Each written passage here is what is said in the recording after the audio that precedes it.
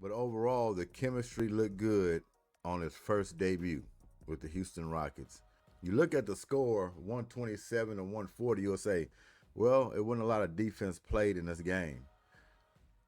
Not too much, but I say we had some key guys make some defensive plays, like Alperen Sengun coming up with some steals. He almost covered every category on the stat sheet except for a block for Alperen Sengun. Look like he's ready to go for this season for these Houston Rockets. And all these players they have, and I mean they contributed. 7 players in double figures tonight for the Houston Rockets playing against the Utah Jazz. And we're going to get to the Utah Jazz players because Ace Bailey, Sensabaugh, all they missing is a legitimate superstar to turn their whole franchise around. The young talent is there. They have some dogs on that team for the Utah Jazz. If the Rockets didn't have a good enough cushion coming down the stretch, this team might have came back. I mean, would they hit 23s or something like that? We can look at the team stats, but they hit threes, timely threes, all night long. They're in a good space, picking up from last season. They always played hard, but now they got some guys that can actually put the ball in the hole. But Kevin Durant turned out with 20 points, 2 rebounds. He got an assist. He has a steal. He was 7 for 10 from the field, 1 for 2 from his 3. Got 5 for 5 from the free throw line. Nice game for a debut with your new team if you're Kevin Durant. He will piece it together along the way. I'm pretty sure he'll get some more action, but he's just getting his feet wet. Just a small sample size, and it looked good. But they had 7 players in double digits tonight.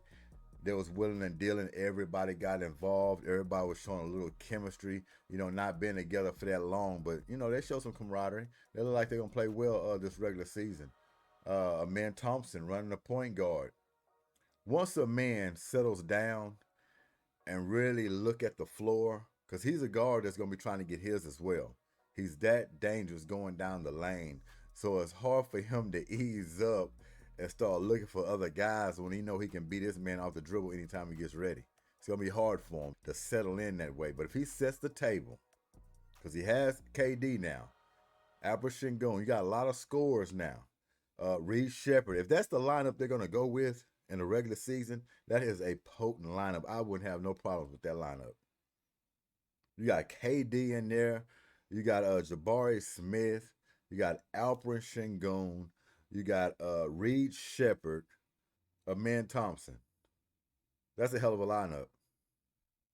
KD, Jabari Smith, Alperen Sengun, Reed Shepherd, and Amen Thompson. That will be a hell of a starting lineup if that's what Ime Udoka is going to go with. So long as a man set the table, then think about getting his, he's going to be fine. Lessen his turnovers, look to get other people involved, because he can get his anytime he get ready off the dribble. So anytime he wants to break the offense to get in that paint, he can do it. And I think he has the green light to do that. Ime just don't want him turning over the basketball. That's it. So Jabari Smith, 18 points, 3 rebounds.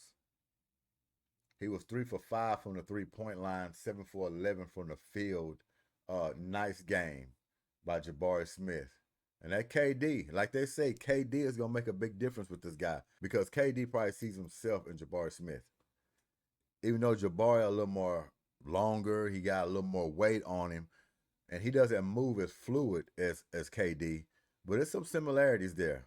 Jabari Smith continues to work on that jump shot because he's always been able to shoot, but I mean, put some purity behind it, he's going to be very tough. You already see how strong he's going to the hole now. Posting up, going with vengeance, looking for contact, looking to take people off the dribble. He continues to do that and hit his free throws. The man's points per game is going to go up big time. Amen Thompson had 19 points. He had a block, he had a steal. He only had 1 turnover, so he made an effort, a conscious effort from last game to come in, not turn over the basketball. He did real good in that area. He had 7 rebounds as well, 6 assists. Man would have played a whole game, he would have got a triple-double. Messed around and got a triple-double. He would have got a triple-double. 25 minutes. He ended up with 19, 7, and 6, and 2, and 1, right? 1 turnover. Hit his big 3-point shot, 9 for 15 from the field. You can't ask for no more than that.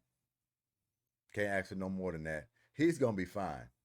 Alperen Sengun, 13 points, 4 steals from Alperen Sengun, 13 assists. He was willing and dealing. Wasn't thinking about getting his too much, but he was setting the table. Spoons, forks, napkin, hors d'oeuvres, what have you. 3 for 3 from the free throw line.